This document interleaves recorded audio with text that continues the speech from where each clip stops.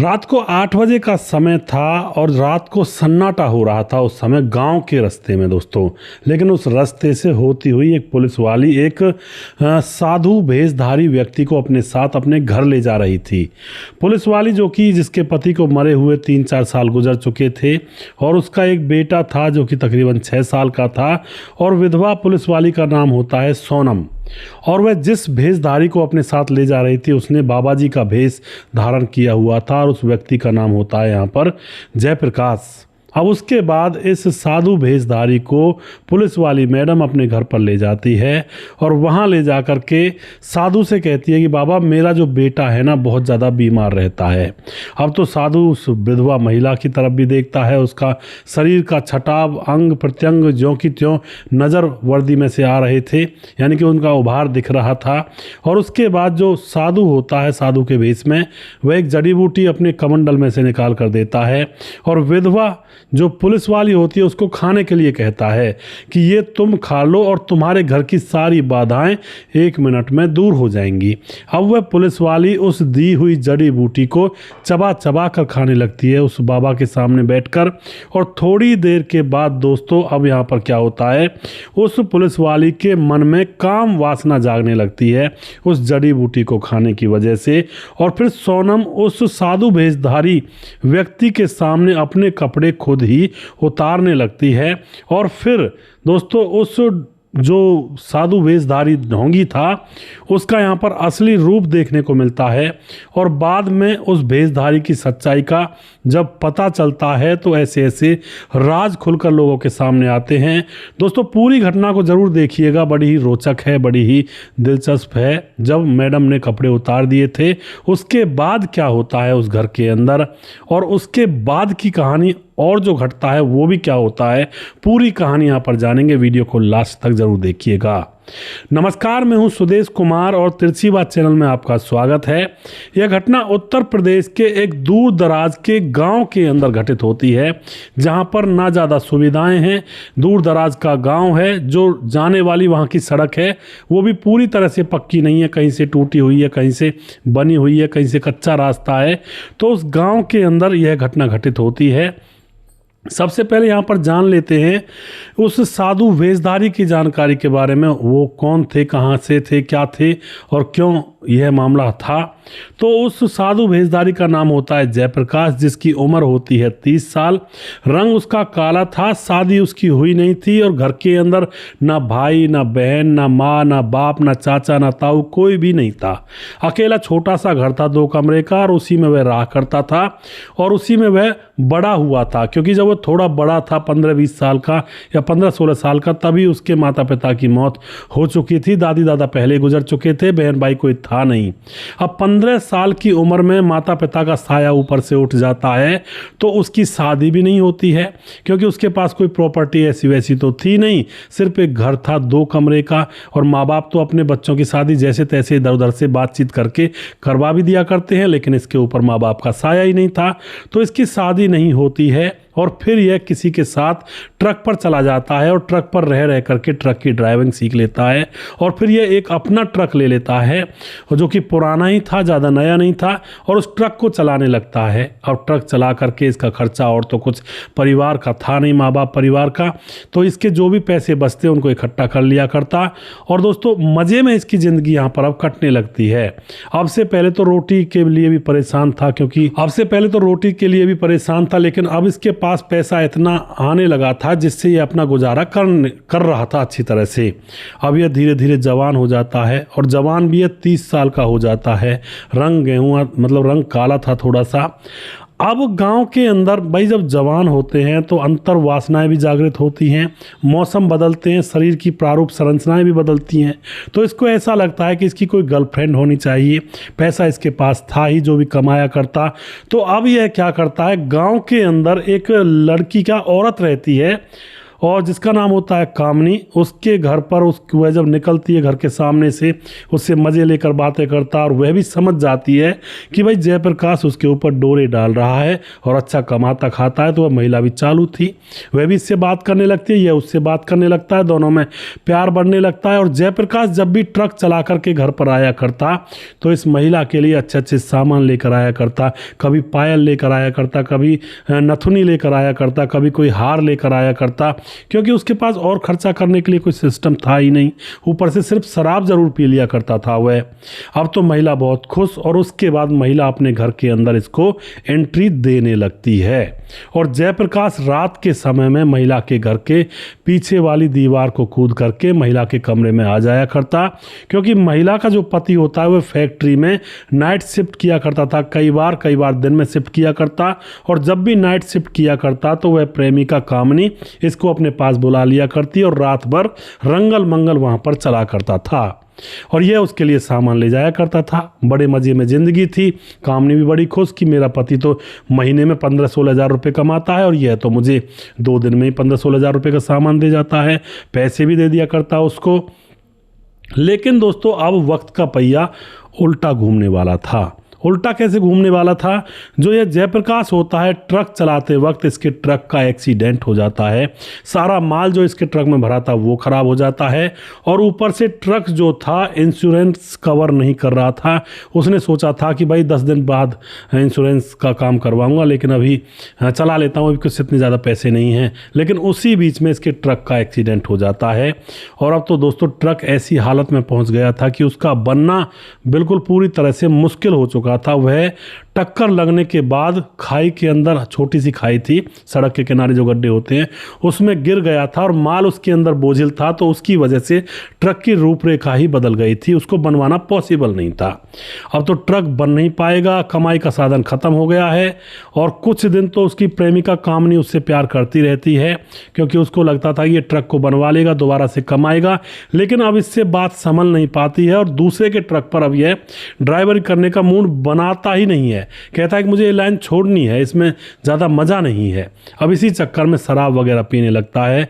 तो अब दोस्तों इसका हाल बेहाल हो जाता है। शराब के लिए पैसे नहीं होते, उल्टा कामनी से जाकर पैसे मांगने लगता है कि मैंने तुझे इतने पैसे दिए, इतना सामान दिया, तो मुझे पैसे दे, कुछ शराब पीऊंगा। कामनी अब इसको मना कर देती है, और अब कामनी इसको घर आने पर भी प्रतिबंध कर देती है, यानी कि घर भी नहीं आने देती है, और कहती है कि अगर तू मेरे घर आएगा तो मैं चिल्लाऊंगी, शोर मचाऊंगी और तुम्हें पुलिस पर पकड़वा दूंगी। अब तो यह परेशान हैरान कि जिसको मैंने इतना प्यार किया, रात दिन चीज़ें लाकर दिया करता, अपने से भी ज़्यादा प्यार करता, अरे ये तो दुनिया बहुत मतलबी है। इस तरह की विचार उसके मन में उठने लगते हैं, और अब उसका मन भर जाता है उस गाँव से। वह सोचता है कि यहाँ तो दारू भी पीने को नहीं मिलती, और फिर यह प्रेमिका है, इसने भी मुझे घर से निकाल दिया, अब तो यह दुनिया बेकार है। और वह घर से निकल जाता है, और सड़कों पर, शहर में वह भीख मांगने लगता है शराब पीने के लिए। जितनी भीख इकट्ठी हो जाया करती उससे शराब पी जाया करता, और खाना वगैरह वह रेडियो पर मांग मांग कर खा लिया करता। इस तरह से इसकी ज़िंदगी कट रही थी। फटे हाल था, ना सोने बैठने के लिए कोई जगह थी, गाँव में जाना नहीं चाहता था, बड़ी ही मुश्किलों से यह गुजर रहा था फिलहाल।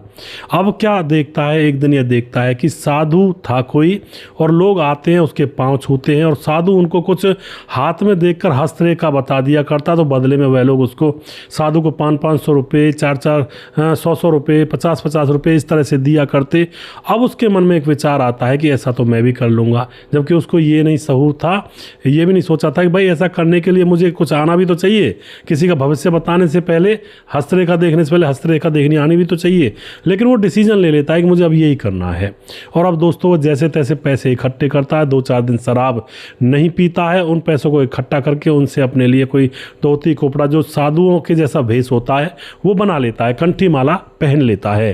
अब उसके बाद वह अपने वहाँ पर एक छोटा सा बोर्ड लगा देता है, हाथ से लिख करके कि यहाँ पर हस्तरेखा देखी जाती है, और एक साफ शुद्ध होकर के, नहा धो करके आराम से उस जगह पर बैठ जाता है।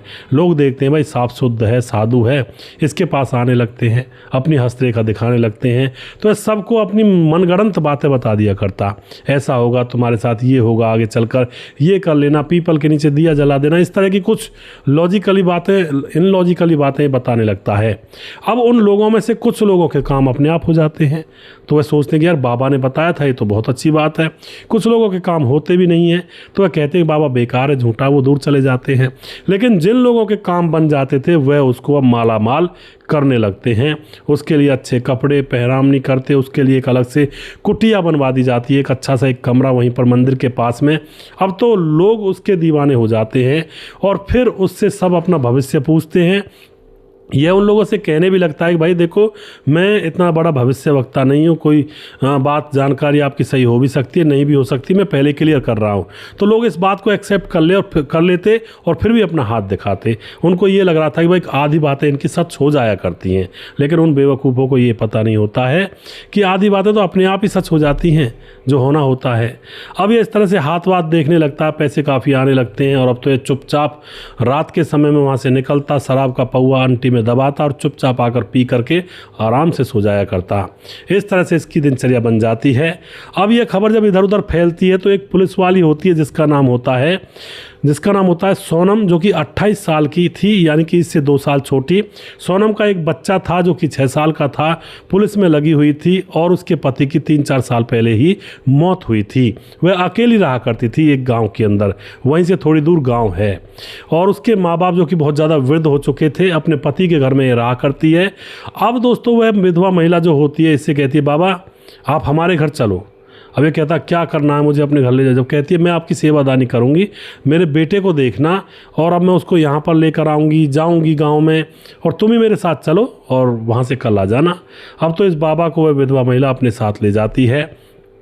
गांव का जो रास्ता था थोड़ा सा कहीं से टूटा हुआ कहीं से बना हुआ, वहाँ पर वह महिला आराम से इसको अपने साथ ले जाती है। थोड़ी दूर पैदल चलना था, ज़्यादा तो नहीं, और सुनसान रात में अपने घर में इसको ले जाती है। वहाँ ले जाने के बाद अपने बेटे को दिखाती है कि देखो बाबा ये मेरा बेटा है, ज़्यादातर बीमार रहता है।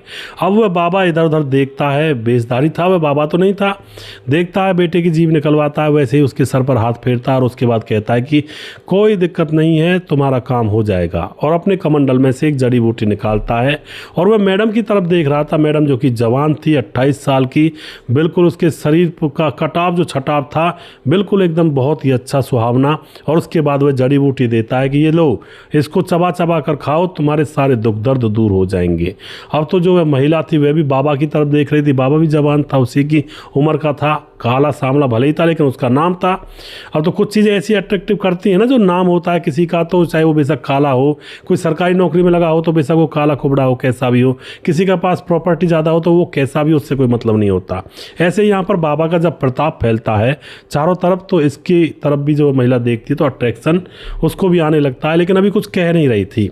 जड़ी बूटी को वह चबाने लगती है और चबाते चबाते दोस्तों अब उस महिला पुलिस वाली के मन पर काम वासना इतनी हावी हो जाती है, पता नहीं वो जड़ी बूटी किस तरह की थी। और उसके बाद वह पुलिस वाली अपने बेटे को तो उसके कमरे में लेटा आती है और बाहर से साकर लगा देती है कुंडी, और फिर बाबा के सामने खड़ी होकर अपने कपड़े अपने आप उतारने लगती है। और बाबा यह देख रहा था, बाबा शायद मन में सोच रहा था कि बात बन गई है। वह भेषधारी था, बाबा मैं बार बार कह रहा हूँ ये गलत है, तो भेषधारी मन में सोच रहा था कि भाई बात बन गई है। जयप्रकाश उसका नाम था, जयप्रकाश लेंगे नाम। अब जयप्रकाश उसकी तरफ देखता रहता है, लेकिन महिला जो थी उससे रुका नहीं जाता है। जयप्रकाश का कॉलर पकड़ती है और अपने बेडरूम में ले जाती है, और वहाँ ले जाने के बाद दोस्तों रात भर जो भट्टी चलती है, रात भर भट्टी की तपिश में वो दोनों उसी कमरे के अंदर रहते हैं। और सुबह जब उठते हैं तो दोनों ही खुश थे। अब बाबा के भेष में जो था, जिसका नाम था जयप्रकाश, उसको देख देख कर महिला मुस्कुरा रही थी। शायद उसके अंदर सूनापन था पति की मौत के बाद, और आज वो सूनापन कम हो गया था। अब तो ये सिलसिला हर 2-4 दिन में वह जयप्रकाश उसके घर पर आने लगता है, और इस तरह से इनका प्यार और ज़्यादा बढ़ने लगता है। दोस्तों धीरे धीरे कुछ समय गुजरता है तो वो महिला जो पुलिस वाली थी वह जयप्रकाश को प्रपोज कर देती है, और जयप्रकाश भी उससे कह देता है कि ठीक है मैं तैयार हूँ। और वह पुलिस वाली जो अपने बूढ़े माँ बाप के पास जाकर उनको बताती है। बूढ़े माँ बाप कहते हैं कि बेटी कोई ना कोई सहारा तो चाहिए, अकेली कब तक रहेगी, तू शादी कर ले, किसी और से शादी तू करती नहीं है, उस पर तेरा मन आया तो तू उससे शादी कर ले। और उसके बाद दोस्तों ये दोनों शादी कर लेते हैं, पूरे गांव के लोगों को कुछ भोजन वगैरह भी खिलाते हैं बिठा करके, और गांव का कोई भी विरोध नहीं करता, कहते भाई तुम्हारी जीवन है, अपनी ज़िंदगी तो गुजारनी ही पड़ेगी। अब ये शादी करके जो ये जयप्रकाश था अब ये वहीं पर रहने लगता है और उस चोले को उतार देता है, कहता है अपनी पत्नी से कि अब मैं बाबा नहीं बनूंगा, बहुत हो गया, अब मैं तुम्हारे साथ ही रहूंगा। इसकी पत्नी भी यही चाहती थी कि अब तू ये पीले कपड़े उतार दे और मेरा पति बनकर मेरे साथ रहे। अब तो ये दोनों रहने लगते हैं दोस्तों। अब कुछ दिन के बाद उस पुलिस वाली को एक बेटी पैदा हो जाती है, तो ये लोग बहुत खुश थे क्योंकि बेटा पहले था, एक बेटी हो गई थी, अब इनको बच्चे आगे करने नहीं थे। धीरे धीरे वो बच्चे बड़े हो रहे थे, बेटी 10 साल की हो जाती है और बेटा 16-17 साल का हो जाता है। अब 10 साल जैसे गुजरते हैं तो पुलिस वाली जो थी एक दिन बाहर बाजार में शहर में कुछ काम के लिए गई हुई थी और उसका एक्सीडेंट हो जाता है गाड़ी से। और दोस्तों उसके बाद जब हॉस्पिटल उसको ले जाया जाता है तो जयप्रकाश रोता हुआ वहाँ पर जाता है और उसके सर पर हाथ फेरता है और डॉक्टरों से गुहार लगाता है कि चाहे कुछ भी हो जाए मेरी पत्नी बचनी चाहिए। लेकिन दोस्तों डॉक्टर खूब कोशिश करते हैं और उसकी पत्नी बच नहीं पाती है और उसकी वहीं पर मौत हो जाती है। और मरने से पहले जो सोनम थी वह अपने पति जयप्रकाश से कहती है कि मेरे बेटे का और मेरी बेटी का ख्याल रखना, अगर तुम मुझसे प्यार करते हो उनको अकेला मत छोड़ देना। तो उसके बाद दोस्तों ये अपनी पत्नी का अंतिम संस्कार करता है और पत्नी की वही बात रह रह कर इसको याद आती है और अपने बच्चों को अच्छा पढ़ा रहा है, अच्छी उनको शिक्षा दे रहा है और बेटी से कहता है बेटी तुझे अपनी माँ की तरह पुलिस अधिकारी बनना है, अच्छे से पढ़ ले। बेटे से कहता बेटा तुम्हें फौज में भर्ती होना है। इस तरह से अपने बच्चों का पालन पोषण फिलहाल वह उसी घर में रहकर कर रहा है, अपनी पत्नी के किए गए वचन को निभा रहा है और फिलहाल उसको शराब की कोई लत नहीं है क्योंकि शराब की लत उसकी पत्नी ने छुड़वा दी थी कि घर बसाना है, अब शराब से काम नहीं चलेगा। लेकिन दोस्तों यहाँ पर यह कहानी जो इनका मिलन हुआ था बहुत ही अजब था, यानी कि अजब गजब था और बहुत ही अच्छा था। लेकिन अगर साथ रहते जीवन भर तो और अच्छा होता।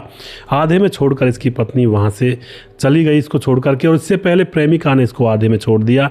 यह बेचारा वैसे ही आधे में ही रहेगा, पर चलो वो तो किस्मत की बात है, जिसके भाग्य में जो लिखा होता है उतना ही मिलता है दोस्तों। अब आप क्या कहना चाहते हो इस घटना के बारे में? ऐसी ऐसी कहानियाँ हमारे समाज के अंदर होती हैं कई बार जो हमें सीख देकर चली जाती हैं कि जीवन बुरे रास्ते पर जाते हुए भी अच्छाई पर वापस आ सकता है।